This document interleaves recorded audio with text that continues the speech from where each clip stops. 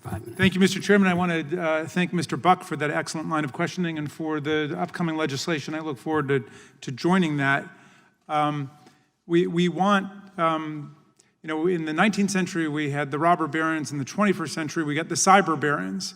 And we want to make sure that the extraordinary power and wealth that you've been able to amass is not used against the interests of democracy and human rights around the world, and not against the interests of a free market at home. So, Mr. Bezos, let me turn to you.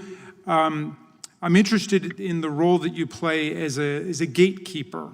A lot of consumers want to know when the HBO Max app will be available on your Fire device, and I understand that negotiations are ongoing, but that your company is not only asking for financial terms, but also for content from Warner Media. Is that right, and is that a fair way to proceed? In other words, is it fair to use your gatekeeper status role in the streaming device market to promote your position as a competitor in the video streaming market with respect to content? I'm not familiar with the details of those negotiations. As you said, they're underway right now. I predict that the companies will eventually come to an agreement. And I think this is kind of two large companies negotiating agreement. It's kind of normal case of normal commerce. But here's why I pursue it, precisely because it is a large company, and in a way, they stand in for hundreds of thousands of much smaller companies who are even in a more disadvantageous position with respect to negotiating with you. I guess the general proposition then you can speak to if you don't know the details of this, which is it okay to negotiate not just for financial terms in having someone be part of your Fire unit, but also to try to extract in that negotiation leverage with respect to getting content from them? Well, again, I'm not familiar with the details. What I would say I'm not asking about that one in general. In general, I think that when two companies are negotiating, you are negotiating not just the amount of money that's going to change hands, but also what you're going to get in exchange for the amount of money. That is a very fundamental way that business works. Do you see at least to outsiders that would look like a structural conflict of interest, like you're using your control over access to people's living rooms, essentially, you're using that in order to obtain leverage in terms of getting creative content that you want? And are you essentially converting power in one domain into power in another domain where it doesn't belong? I think what I should do is offer to get you information. I'll get it to your office for you, because I'm not familiar enough with this, and I could imagine that there would be scenarios, if we're just talking in the abstract, where it would be inappropriate, and I could imagine scenarios where it would be very normal business and very appropriate. Fair enough. I want to talk about an emerging market, smart homes, and I want to start with the hub of the smart home, smart speakers. Does Amazon price the Echo device below cost?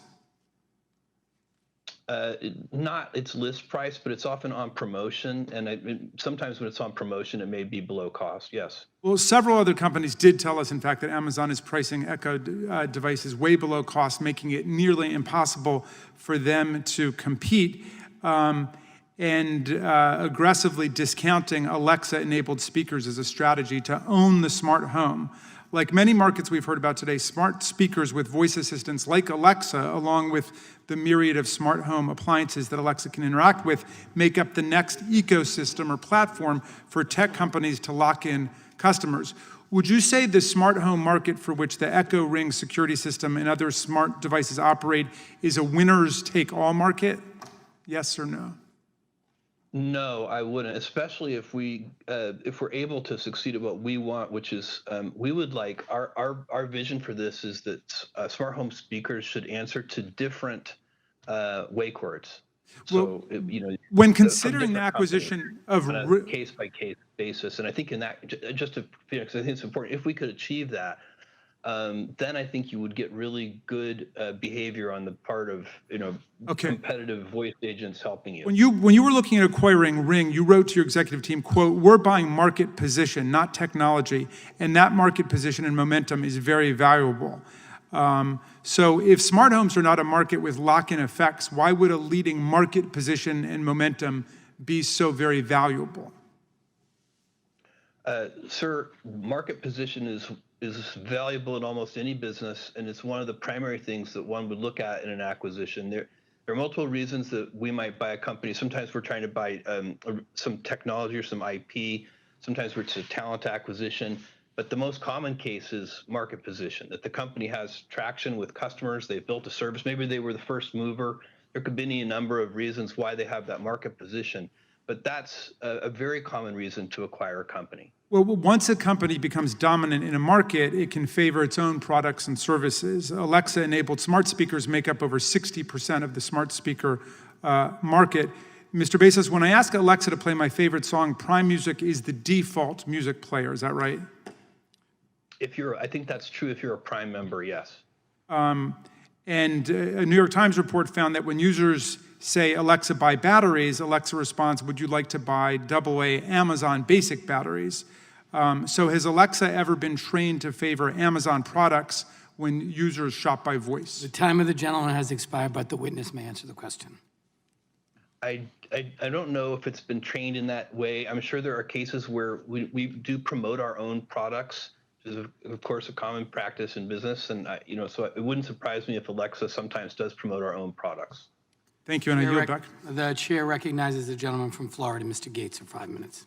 Mr. Pichai, during our prior discussion earlier today, you said that Google doesn't work with the Chinese military. That answer was deceptive because Google works with many of the entities that work with the Chinese military in common collaboration. And just as one example would be Tsinghua University, where Jeff Dean, who is the head of Google AI, served on the Computer Science Advisory Committee for the university, and then the university takes nearly $15 million from China's Central Military Commission. So you can see how even if you don't literally show up at the offices of the Chinese military, if you're all showing up at the same place, working together on AI, that would lead to my concern. But I want to talk about search because that's an area where I know Google has real market dominance. On December 11th, you testified to the Judiciary Committee, and in response to a question from my colleague Zoe Lofgren about search, you said, "We don't manually intervene on any particular search result." But leaked memos obtained by the Daily Caller show that that isn't true. In fact, those memos were altered December 3rd, just a week before your testimony, and they describe a deceptive news blacklist and a process for developing that blacklist approved by Ben Gomes, who leads search with your company, and also something called a fringe ranking, which seems to beg the question, who gets to decide what's fringe? And in your answer, you said to Ms. Lofgren that there is no manual intervention of search. That was your testimony, and now I'm going to cite specifically from this memo from the Daily Caller. It says, that the Daily Caller obtained from your company. It says, "The beginning of the workflow starts when a website is placed on a watch list." It continues, "This watch list is maintained and stored by ARIS with access restricted to policy and enforcement specialists." Sort of does beg the question who these enforcement specialists are.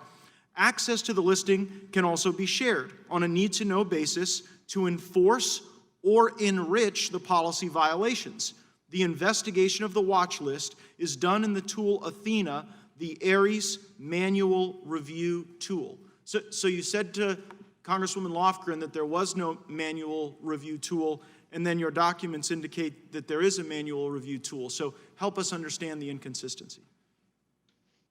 Congressman, there are two parts to this. In general, we algorithmically approach our search results.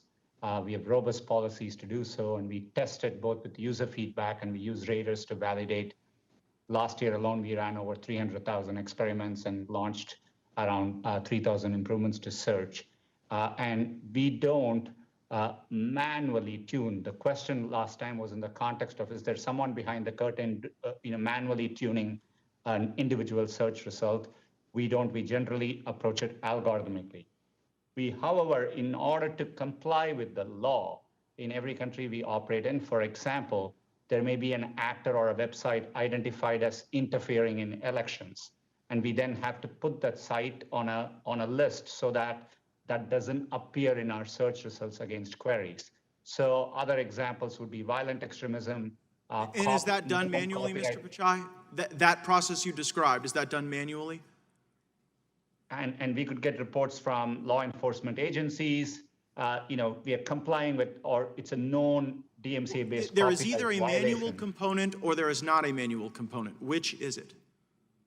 For creating those lists, that process can involve manual portions. Okay, great. Well, that is sort of the concern that I have. You've now said something different today than you said to Ms. Lofgren, because you've confessed that there is a manual component to the way in which you blacklist content. And it seems to be no coincidence that it's sites like Gateway Pundit, The Western Journal, American Spectator, Daily Caller, and Breitbart that receive the ire or the negative treatment as a consequence of your manual tooling. And it also seems noteworthy that whistleblowers at your own company have spoken out. You said that one of the reasons you maintain this manual tool is to stop election interference. I believe it is, in fact, your company that is engaging in election interference. And it's not just my view. Mike Wacker came out and was a whistleblower indicating that the manual blacklist targets that Google specifically goes after are those who support President Trump, who hold a conservative viewpoint, and he left your company in 2019 because he was speaking out against these outraged mobs. So can you see how when you empower individuals, some of the same individuals that Project Veritas has exposed as labeling people as terrorists who say make America great again or who support the president, that in fact can be the very election interference that we're concerned about, and that you're using your market dominance in search to accomplish that election interference? Congressman, with respect, I strongly disagree with that characterization. We don't approach this work with any political viewpoint. We do that to comply with law, known copyright violations, very in narrow circumstances, and we have to do that to comply with the law. And in many cases, those requests can come from law enforcement agencies. Your own employees are saying you're doing it for a different reason. Your own employees are saying it's political bias. I yield back. Thank you, Mr. And I'm sorry, may I be recognized for unanimous consent request? Yes. Mr. Chairman, just given the productivity of our discussion, I'd request that we be permitted a third round of questioning. Without objection. I now recognize the chairman of the full committee, Mr. Nadler. Yeah. You know, the documents prove it. The news and journalism industry in this country are an economic freefall. Over 200 counties in America no longer have a local newspaper, and tens of thousands of journalists have been laid off in recent years. The reason journalism is in freefall is that Google and Facebook now capture the vast majority of digital ad revenue. Although news publishers produce valuable content, it is Google and Facebook that increasingly profit off their content. Publishers have told us that Google and Facebook maintain their dominance in these markets in part through anti-competitive conduct, as well as conflict of interest. Mr. Zuckerberg, in 2015, Facebook reported high and quickly growing rates of video viewership on its platform. Based on these metrics, news publishers fired hundreds of journalists, choosing instead to boost their video divisions. In 2018, it was discovered that Facebook had inflated these metrics and had known about the inaccuracies several years before Facebook publicly disclosed this. Mr. Zuckerberg, did you know that these metrics were inflated before they were publicly released? Congressman, no, I did not, and we regret that mistake and have put in place a number of other measures since then to make sure that do you realize the harm that this caused journalists across the country? Congressman, I certainly know how important it is that the metrics that we report are accurate, and we've put in place additional measures to make sure that we can audit those. And what do you have to say to the journalists who lost their jobs because of Facebook's deception? Well, Congressman, I disagree with that characterization and also your description of what... Reclaiming my time, Google, meanwhile, maintains its dominance in part through aggregating data from across its products and services. Mr. Pichai, I understand that Google collects user data on users' browsing activity through its Chrome browser. Does Google use that data for its own purposes, either in advertising or to develop and refine its algorithms? Mr. Chairman, we do use data to improve our products and services for our users. Anytime we do it, we believe in giving users choice, control, and transparency. We make it very clear, and we give them simplified settings to choose how they like their data to use. And so you do use the data that you get from these companies for your purposes. My understanding was whether we use data in general to improve our products and services, and we do use data to show ads, but we give users the choice. They can turn ads personalization on or off.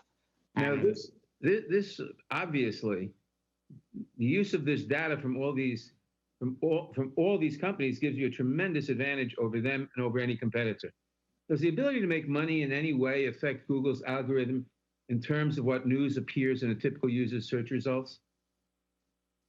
The way we rank our search results, we don't take into account a commercial relationship that we have.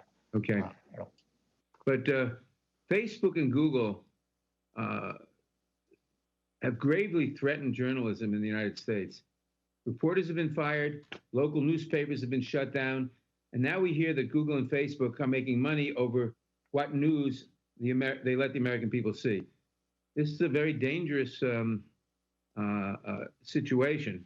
And unfortunately, my time has expired and I have to yield back. Thank the gentleman for yielding. I now recognize the gentleman from Florida, Mr. Steube, for 5 minutes. Thank you, Mr. Chairman. I'm just going to pick up where I left off. Mr. Pichai, there are rioting groups that are going unchecked with the posting of what I would contend is very violent video, yet yesterday I was sent a YouTube video about doctors discussing hydrochloroquine and discussing the not dangers of children returning to school. And when I clicked on the link, it was taken down. And then I was sent a different link on YouTube and it was taken down. I just checked again just to make sure, and it says that this video has been removed for violating YouTube's community guidelines. How can doctors giving their opinion on a drug that they think is effective for the treatment of COVID-19 and doctors who think it's appropriate for children to return back to school violate YouTube's community guidelines when all of these videos of violence is all posted on YouTube? Congressman, we believe in freedom of expression, and there is a lot of debate on YouTube about effective ways to deal with COVID. We allow robust debate.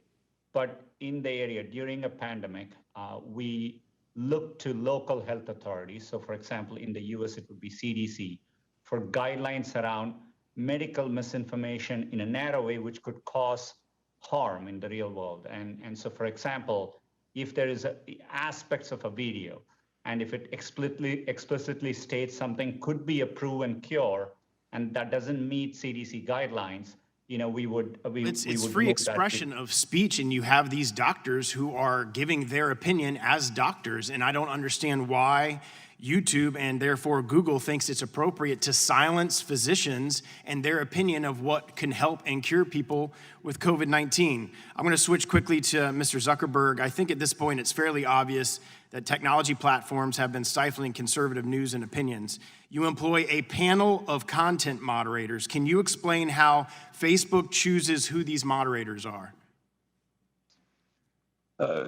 Thanks, Congressman. We do hire a lot of people around the world to work on safety and security. Our team is more than 30 or 35,000 people working on that now.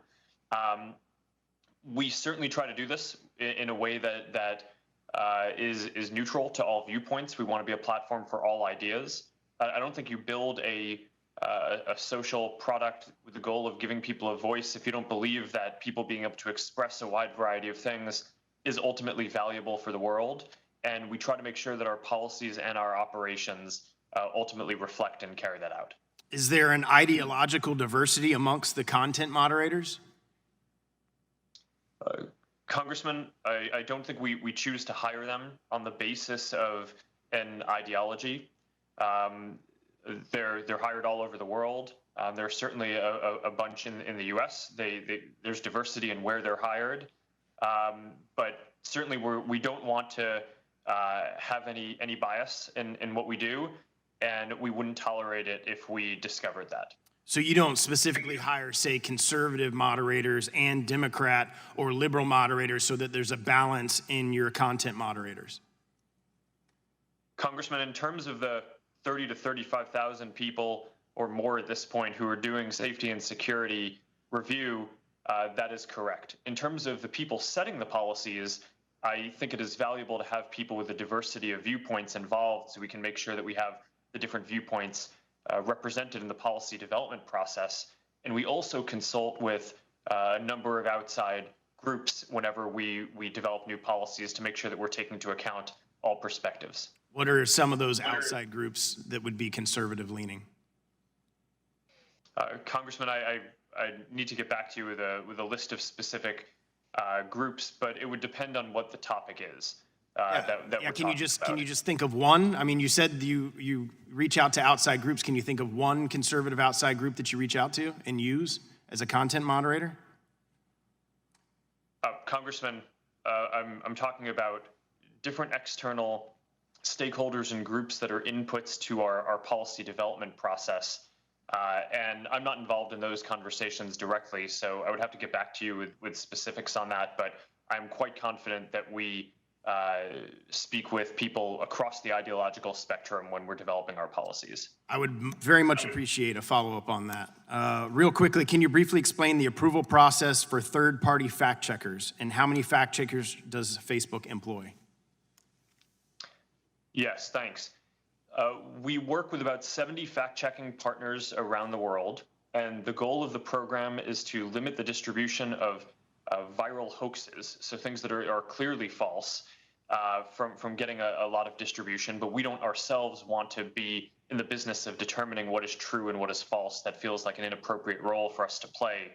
We rely on an organization called the Pointer Institute, and I think it's called the Independent Fact-Checking Organization, that has a set of guidelines of what makes an independent fact-checker, and they certify those fact-checkers, and then any organization that gets certification from that group is qualified to be a fact-checking partner within Facebook. Thank you. The gentleman's time has expired. We're going to I'm going to recognize Mr. Johnson for 5 minutes, and then we're going to take a short break of the committee. Mr. Johnson, you're recognized. Thank you, Mr. Chairman. Mr. Bezos, Amazon has a significant problem with counterfeit products being sold on its platform.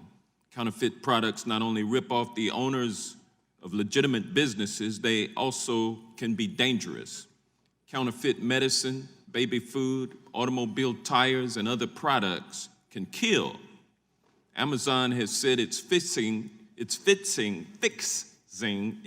counterfeit problem, but counterfeiting seems to be getting worse, not better. Amazon is a $1 trillion company, but Amazon customers are not guaranteed that the products purchased on your platform are authentic. Amazon acts like it's not responsible for counterfeits being sold by third-party sellers on its platform, and we've heard that Amazon puts the burden and cost on brand owners to police Amazon's site, even though Amazon makes money when a counterfeit good is sold on its site. More than half of Amazon's sales come from third-party seller accounts. Why isn't Amazon more aggressive in ensuring that counterfeit goods are not sold on its platform? And why isn't Amazon responsible for keeping all counterfeit products off of its platform? Thank you. This is an incredibly important issue and one that we work very hard on. Counterfeits are a scourge. They are a problem that is not, it does not help us earn trust with customers. It's bad for customers. It's bad for honest third-party sellers. We do a lot to prevent counterfeiting. We have a team of more than 1,000 people that does this. We invest hundreds of millions of dollars in systems that do this. We have something called Project Zero, which helps brands serialize individual products, which really helps with counterfeiting. Well, We yeah, have but I'm glad that other you have programs those as well. I'm glad that you have those features in place, but why isn't Amazon responsible for keeping all counterfeit products off of its platform? We certainly work to do so, Congressman, and we do so not just for our own retail products, but for third-party products as well. Well, and we okay. do work Well, closely thank with you. brands. We've heard from numerous third-party sellers and brand owners that Amazon has used knockoffs as leverage to pressure sellers to do what Amazon wants. For example, the founder of Pop Sockets testified in January that Amazon itself was selling knockoffs of its product. After reporting the problem, it was only after his company committed to spending $2 million on advertisements that Amazon appears to have stopped diverting sales to these knockoffs. What is your explanation for that business practice? That's unacceptable. If those are the facts, and that if someone somewhere inside Amazon said, buy X dollars in ads and then we'll help you with your counterfeit problem, that is unacceptable. And I will look into that and we'll get back to your office with that. What I can tell you is that we have a counterfeit crimes unit. We attempt to prosecute counterfeiters. I would encourage this body to pass stricter penalties for counterfeiters and to increase law enforcement resources to go after counterfeiters. But your company bad does actors. make money off of counterfeit goods being sold on your platform, isn't that correct? If it does, in my view, sir, it would only be in the short term. We don't make. I would much rather lose a sale than lose a customer. All right, We good make enough. money because customers come back. Fair enough, sir. Making companies pay extra to avoid having their products disappear in rankings seems to be so unfair, especially to small businesses. The American dream is threatened when that happens. Don't you think so? Sir, I'm not exactly sure what you're referring to. If you're talking about what we were just talking about a second ago, I agree completely. I'm talking about a totally different situation now, where a company that is selling on your platform but is not paying anything extra gets buried in the rankings, and but companies that pay extra are able to get their products pushed up and they avoid getting pushed down. Is that an acceptable practice? Sir, I think what you're referring to is the fact that we offer an advertising service basically for third-party sellers to drive additional promotion to their products. That's a voluntary program. Some sellers use it, some don't. And it's been very effective at helping people promote their products. With that, I yield back. Thank you. The gentleman yields back. The committee will stand in a brief recess. Committee will come to order. I recognize the gentlelady from Florida, Ms. Demings, for 5. I'm sorry. I recognize the gentleman from North Dakota, Mr. Armstrong, for 5 minutes. Thank you, Mr. Chairman. Mr. Bezos, earlier my colleague brought up what I think is an important issue, and they were discussing Amazon's stated policy against using third-party seller information to inform business decisions regarding Amazon's private label brands. Ms. Jayapal specifically noted that possible loophole that allows Amazon to review non-public aggregate data to inform private brands, even in instances where there are only a few third-party sellers. I just want to drill down on that just a little more. Where exactly does Amazon draw the line? I'm sorry, aggregate data would be in more than one seller. Okay. And of course, you have to remember that the person seeing the report would have no way of knowing how many sellers are inside that group, or what the breakdown would be between those sellers. So, and I would remind you that it's not that different from perhaps a bestseller list or a product ranking, which we do make public for all. And I just want to be clear, does Amazon allow the use of aggregate data to inform private label Amazon brands when there are only 3 sellers for a product? Yes, sir. Does Amazon look at aggregate data when there are only 2 sellers of a product? Yes, sir. So, and And am I correct in my understanding that Amazon is conducting an internal investigation on the use of third-party data? Yes, we're basically trying to understand some of the anecdotes that we saw in the Wall Street Journal article. Will you commit to informing this committee on the outcome of that investigation, including on the exact circumstances of when Amazon is allowed to view and/or use aggregate data? Yes, yes, we will do that. And now I want to move, just really quick, music can be used to drive revenue, and obviously there's a reason it's important, and I want to talk about Twitch for a second. News reports have indicated that Twitch users are receiving notice and takedown requests pursuant to the Digital Millennium Copyright Act. My understanding is that Twitch allows users to stream music but does not license the music. Is that correct? I'm going to have to ask that I could get back to your office with an answer to that question. I don't know. Okay, and then, well, so that would be great. And then, so I just have two more questions related to that. If Twitch is responding to DMCA notice and takedown requirements, should Twitch consider proactively licensing music instead of retroactively adhering to those notices? So these are the questions we're interested in. I'm primarily concerned about small, up-and-coming musicians, different people that aren't necessarily labels, to make it as easy for them to at least get cease and desist notices out as well. And as we continue to move forward there. Yes, Congressman, that's an important issue, and I understand it, and I will get back to your office on that. All right. Earlier this year, Google announced plans to retire third-party cookies that websites attach to users' browsers, and this allows users to be tracked across the internet. A consequence of that change is that it will put other digital advertising market participants at a disadvantage because they can no longer track users. And at the very, very danger of being pro-cookie, because I'm not when I use my computer as well. And I understand that there are legitimate privacy concerns with third-party cookies, but I do want to focus on the competition aspect.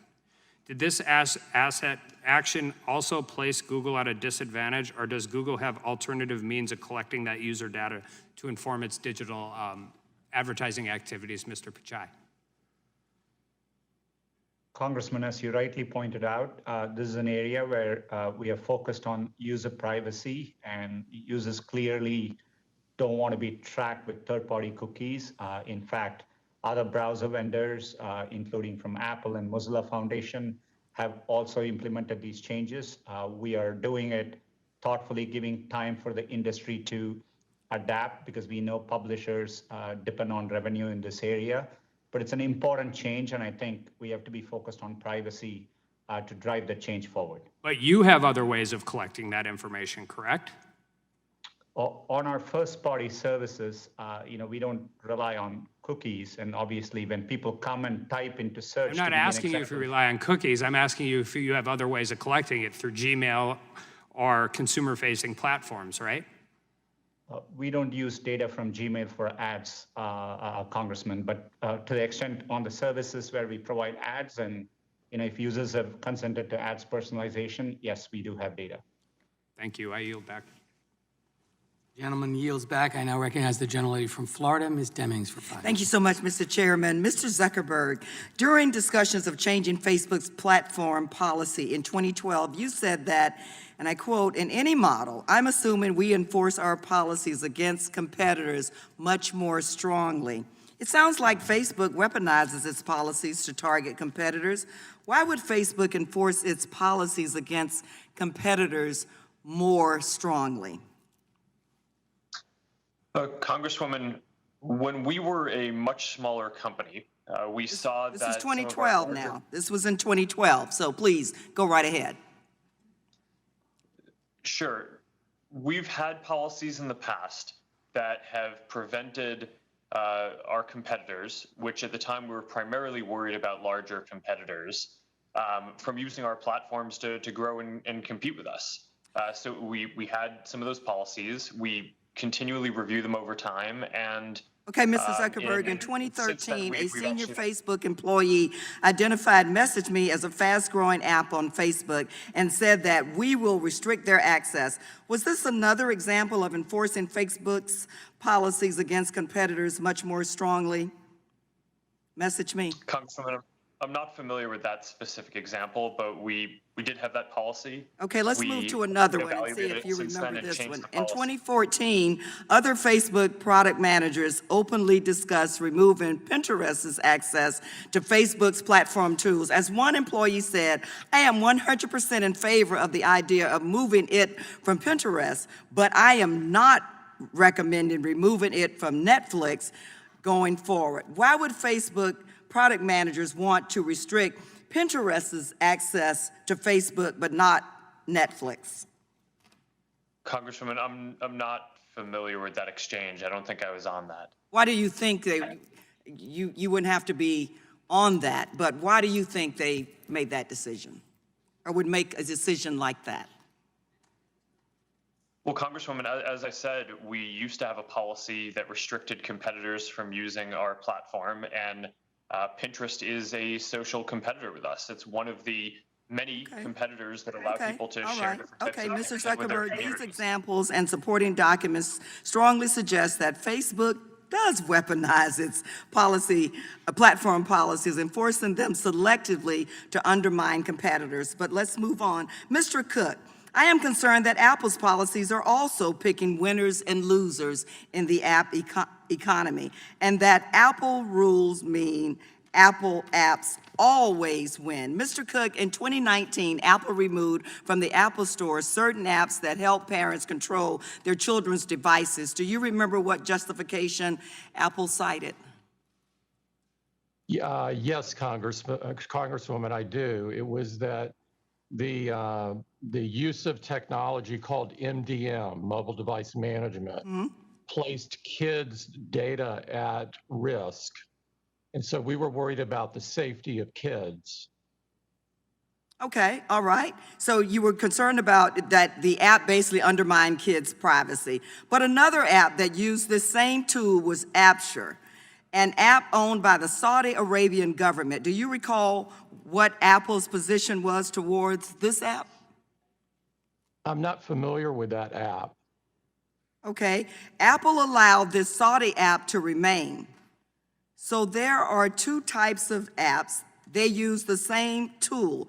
Apple kicks one out and said that that was one that was helping parents, but keeps the one owned by a powerful government. If that is correct, Mr. Cook, that apps that supposedly did the same thing, why would you keep the one owned by a powerful government? I'd like to look into this and get back with your office. It sounds like you applied different rules to the same apps. We apply the rules to all developers evenly. Did the fact that Apple had its own, Mr. Cook, let me just ask you this. Did the fact that Apple had its own parental control apps that were competing with these third-party apps contribute to Apple's decision to kick them off the Apple Store? Mr. Cook, what do you think about that? It did not. There's over 30 parental controls on the App Store today. So there's plenty of competition in this area. And I would point out that this is not an area where Apple gets any revenue at all. We do this Mr. Cook, because I didn't ask parents anything about revenue. That was not my question, but I'm out of time. And thank you so much, Mr. Chair. I yield back. Thank the gentlelady for yielding back. I now recognize the ranking member of the full committee, Mr. Jordan, for 5 minutes. Thank you, Mr. Chairman. I would yield to the gentleman from Florida, Mr. Gaetz. I thank the gentleman for yielding. Mr. Zuckerberg, just as Mr. Pichai gave prior testimony to Congress saying there wasn't editorial manipulation on their platform, you have previously given testimony to the Congress saying that there is not editorial manipulation that disadvantages conservatives. And just like in the case of Google, there have been whistleblowers from Facebook that not only have offered evidence indicating your testimony was not truthful, but there's even video that suggests that content moderators that you employ are out there disadvantaging conservative content. I'm wondering if you are familiar with the experiences of Zach McElroy and Ryan Hartwig, two people who participated in Facebook content review, and what is your response to the very damning video evidence and the testimony from them that the culture that you lead within Facebook is one that disadvantages conservatives and leads to content manipulation? Congressman, I'm somewhat familiar with the concerns that they've raised, and as I've said, we aim to be a platform for all ideas. We got into this because we want to give everyone a voice. I certainly do not want our platforms to be run in a way that has any ideological bias, and I want people to be able to discuss a range of issues. When people raise concerns like that, we do look into them to make sure that that everyone in our operation is behaving and upholding the standards that we would like. And if the behavior that they cited is true, then that would be unacceptable in our operation. And following the release of those videos and that evidence from Project Veritas, will you then describe the investigation that Facebook undertook to root out these very corrosive effects on your platform? Congressman, I'd have to get back to you with more details on that, but I know that we have ongoing training in what we do, and we certainly will look into any complaints that come up, and we want to make sure that and how we run the content review teams, that it's done in a way that reflects the values of the company around giving everyone a voice and being a platform for all ideas. I'm concerned that the content review does reflect the values of the company, but those values don't in fact give everyone a voice. They prejudice against certain content.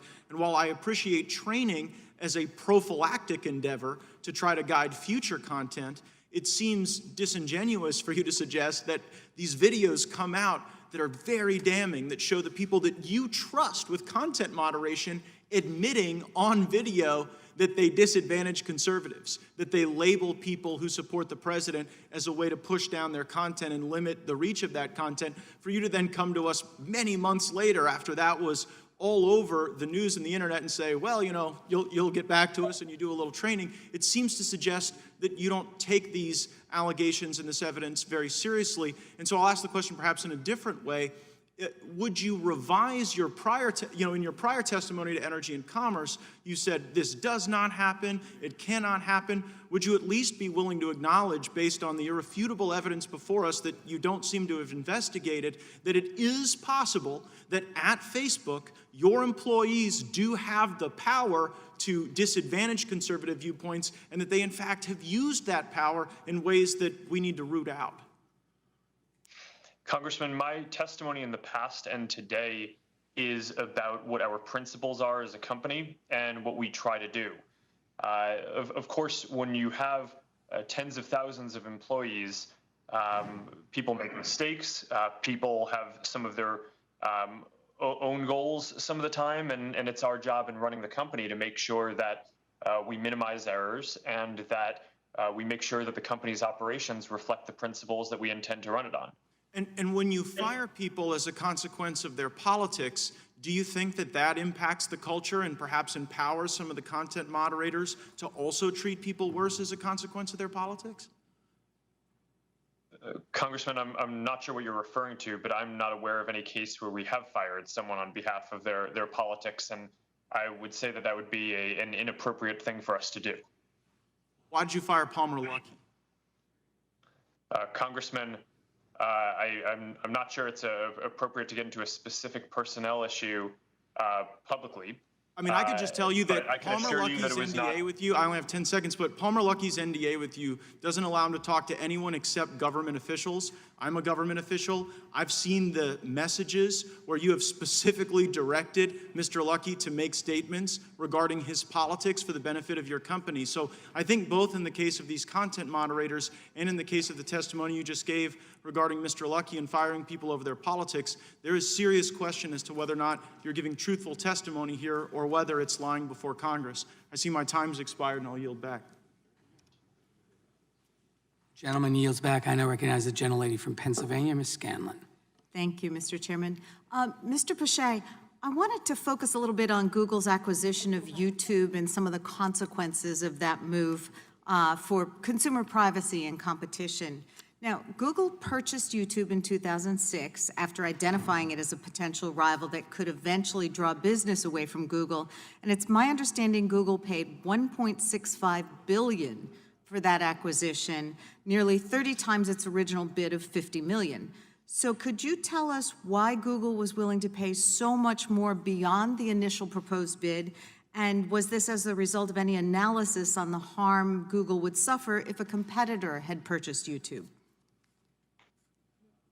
Congresswoman, we acquired YouTube in 2006, and this was well before my time there as CEO, and I wasn't directly involved. But what I do recall at the time is that we saw it as a new emerging area, and our mission is to help users with information. We saw an opportunity, and it wasn't clear. YouTube only had 67 people.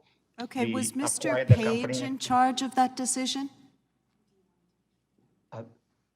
Congresswoman, I wasn't directly involved, but I'm pretty sure our senior leadership team at that time definitely looked into it. Okay, I would encourage the subcommittee to take the steps necessary to have us hear from whoever was in charge of that. Moving on, Google is now by far the top online site where Americans watch videos, including children's videos. And as I'm sure you're aware, federal law prevents companies from collecting data on children under 13. However, just last year, the Federal Trade Commission found that Google had spent years knowingly collecting data on children under 13 on YouTube and offering advertisers the ability to target those children directly. Mr. Pichai, did YouTube use the data it illegally acquired to improve its ability to target ads to children?